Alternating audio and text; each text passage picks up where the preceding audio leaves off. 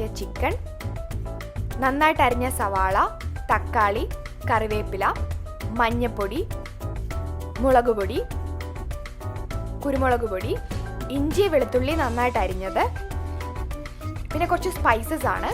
Bay leaf, കറുകാപ്പട്ട, ഏലക്ക,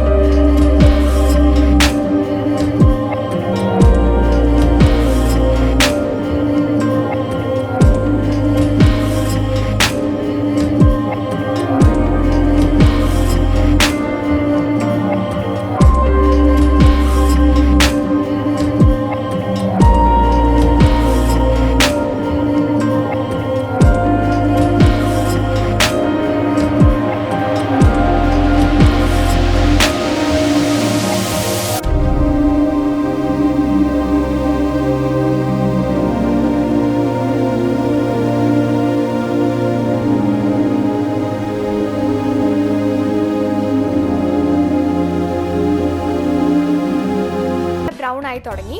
നമ്മൾ കരിയാതെ ശ്രദ്ധിക്കണം. അപ്പോൾ ഏകദേശം നല്ല ബ്രൗൺ ആയി തുടങ്ങിക്കഴിഞ്ഞാൽ നമുക്ക് പതുക്കെ ഗ്യാസ് ഓഫ് ചെയ്യാം.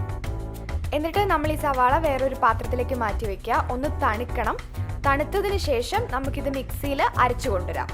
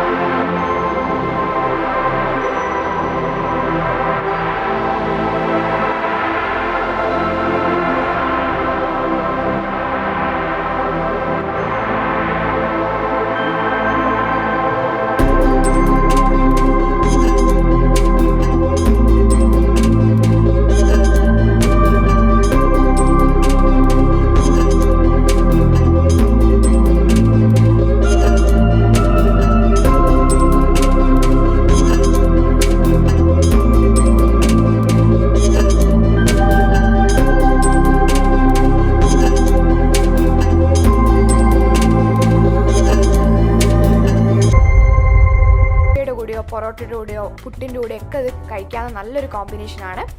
അപ്പോൾ വളരെ എളുപ്പത്തിൽ ഉണ്ടാക്കാൻ പറ്റുന്ന ഈ പെപ്പർ ചിക്കൻ നിങ്ങളെല്ലാവരും ട്രൈ ചെയ്ത് നോക്കണം.